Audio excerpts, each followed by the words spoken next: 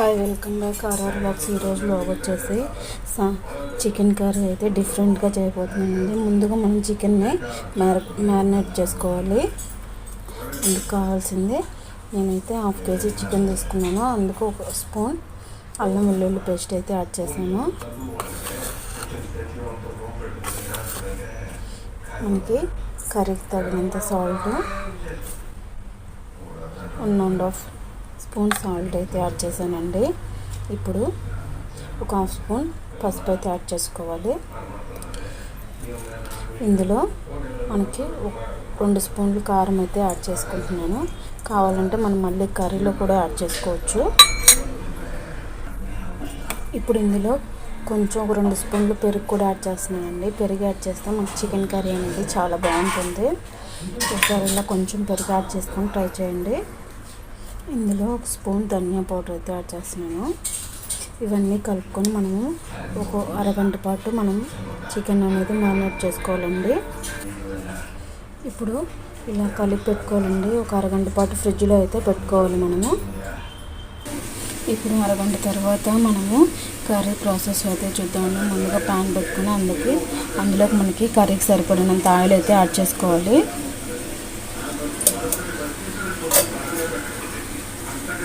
ఇప్పుడు ఆయిల్ వేడైన తర్వాత ఒక ఆనియన్, 2 పచ్చిమిర్చి ఇలా సన్నగా కట్ చేసుకొని ఇందులో యాడ్ చేసుకోవాలి. ఇప్పుడు ఇందులో కొంచెం కరివేపాకు అయితే యాడ్ చేస్తున్నాను. ఇప్పుడు ఇందులో ఒక 1/2 స్పూన్ అయితే అల్లం వెల్లుల్లి పేస్ట్ యాడ్ చేసుకోవాలండి. మనం చికెన్లో 1 స్పూన్ ఇస్తున్నాం కాబట్టి ఇందులో కొంచెం యాడ్ చేసుకుంటే చాలు. ఇప్పుడు మనము ముందుగా మ్యారినేట్ చేసుకున్న చికెన్ అయితే ఇందులో యాడ్ చేసుకోవాలి.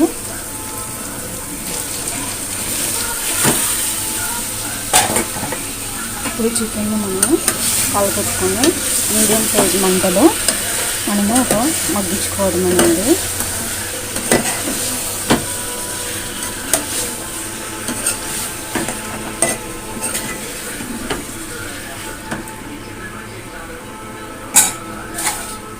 ఇప్పుడు మూత పెట్టుకుని ఒక 10 నిమిషాలు అయితే మీడియం సైజ్ మంటలో మనం మగ్గించుకోవాలి. ఇప్పుడు ఇందులో కొంచెం కొబ్బరి, జీడిపప్పు పట్టుకున్న మిక్సర్ని ఇందులో కొంచెం 1 స్పూన్ అయితే యాడ్ చేసుకోవాలండి. ఇప్పుడు ఇందులో ఒక టమాటా మిక్సీ పట్టుకుని అది కూడా యాడ్ చేసుకోవాలి. మిక్సీ మొత్తం కలుపుకొని మనం సిమ్లో కొంచెం మీడియం సైజులోనే మగ్గించుకోవాలండి. వాటర్ ఏం అవసరం లేదు. మనకి చికెన్లో వచ్చే వాటర్ మనకు అనేది సరిపోతుంది.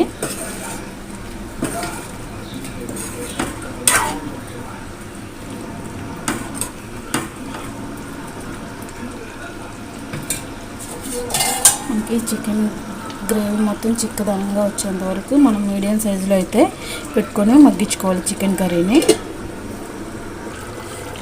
ఇప్పుడు మనము కర్రీలో కొంచెం చికెన్ మసాలా అయితే యాడ్ చేయాలండి. చివరిగా కొత్తిమీర అయితే యాడ్ చేస్తానండి. నేను రైస్లో కాబట్టి కొంచెం గ్రేవీగా ఉంచాను. ఆల్మోస్ట్ మనకి చికెన్ కర్రీ అయితే అయిపోయింది.